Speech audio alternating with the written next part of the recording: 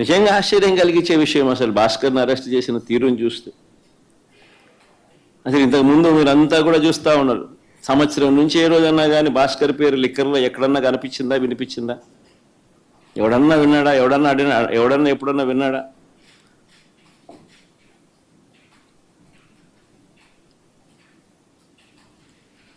భాస్కర్ని ఇరికిచ్చేందుకోసం తప్పుడు సాక్ష్యాలను క్రియేట్ చేస్తూ ఉన్నారు.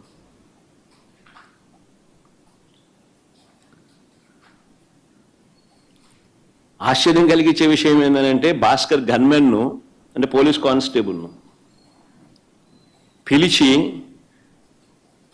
భాస్కర్కు వ్యతిరేకంగా లిక్కర్ స్కామ్ ఏదో ఉంది అని, ఆ లిక్కర్ స్కామ్లో తాను ఏదో ఇన్వాల్వ్ అయి ఉన్నాడని, ఆ లిక్కర్ స్కామ్లో తాను డబ్బులు ఏదో ఉన్నాయని కానిస్టేబుల్తో స్టేట్మెంట్ ఇప్పించుకునే ప్రయత్నం చేస్తే ఆ గన్మెన్, ఆ గన్మెన్ అంటే ఆ కానిస్టేబుల్ ఎవరైతే ఉన్నారో ఆ గన్మెన్, ఆ కానిస్టేబుల్ ఇలాంటి తప్పుడు స్టేట్మెంట్ నేను ఇయ్యలేను అన్నందుకు తనను కొట్టి చిత్రహింసలకు లోను చేస్తే ఆ దెబ్బలు తిన్న కానిస్టేబుల్, సిట్టింగ్ కానిస్టేబుల్, డ్యూటీలో ఉన్న సిట్టింగ్ కానిస్టేబుల్, దెబ్బతిన్న కానిస్టేబుల్ ఏకంగా వీడియో తీసి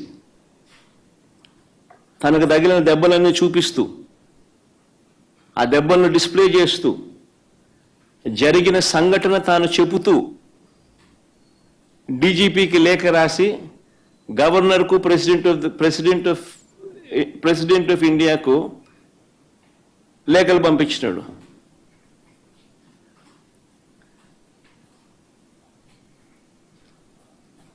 కోర్టులో కేసు వేసినాడు. నిన్న ఆ కేసు హియరింగ్ కూడా వచ్చింది.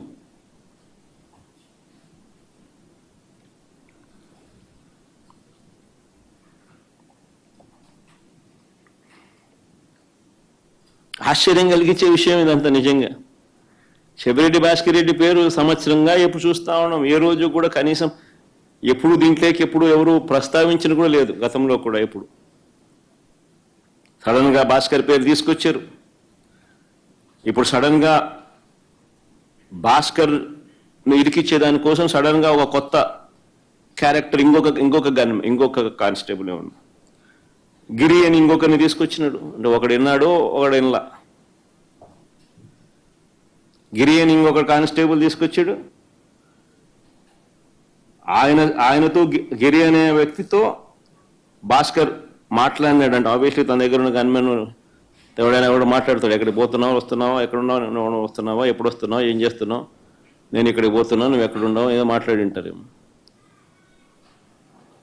మామూలు సహజంగానే జరుగుతాయి. మన మాదిరి అట్లీస్ట్ నా మాదిరి ఇంతమంది గన్మెన్లు ఉండరు కాబట్టి, ఉండేది ఒకరికో ఇద్దరు కూడా ఉంటాడు కాబట్టి వీళ్ళు ఎక్కడికైనా పోయేటప్పుడు, విఐపి పోయేటప్పుడు నువ్వు ఏడుండవు స్వామి, నువ్వు వస్తున్నావా, వస్తే ఇద్దరం కలిసిపోదామని చెప్పి మామూలుగా ఎవడైనా మాట్లాడుకుంటారు. నేను ఆశ్చర్యం చెప్పేది ఫోన్లో మాట్లాడిన ఎక్కువసార్లు ఫోన్లో మాట్లాడినారు. అంటే నీ డ్రైవర్తో కానీ నీ ఇంట్లో ఉన్న ఎవరితో ఉన్నా కానీ నువ్వు ఎక్కువసార్లు మాట్లాడితే చాలు. ఆ మనిషిని పిలుచుకొని రావడం, ఆ మనిషితో ప్రలోభాలు పెట్టడం, ఆ మనిషిని లేదా భయపెట్టడం, ఆ మనిషితో తప్పుడు స్టేట్మెంట్లు నీ ఇష్టం వచ్చినట్టుగా ఇప్పించడం, ఆ ఇప్పించిన స్టేట్మెంట్ ఆధారంగా ఈయనను అరెస్ట్ చేయడం. నిజంగా ఏం జరుగుతూ ఉంది ఇది? అదే మాదిరిగా ఇప్పించే ప్రయత్నం ఇంకొక కానిస్టేబుల్ మీద కూడా చేస్తే, ఇంకొక కానిస్టేబుల్ ఇష్టపడకపోతే ఆ మనిషిని కొట్టే స్థాయిలోకి వెళ్ళిపోతే ఆ మనిషి ఏకంగా వీడియో తీసి జరిగిందంతా చెప్పి వీడియోను, లెటర్ను ఏకంగా డీజీపీకి నుంచి ప్రెసిడెంట్ ఆఫ్ ది కంట్రీకి, గవర్నర్కు లేఖ రాసి కోర్టులో కేసు వేసినాడు. అంటే ఈ మాదిరిగా ఇరికియాలనుకుంటే ఎవరు తట్టుకోగలుగుతారు? ఎవరినైనా ఇరికిచ్చేసేయచ్చు.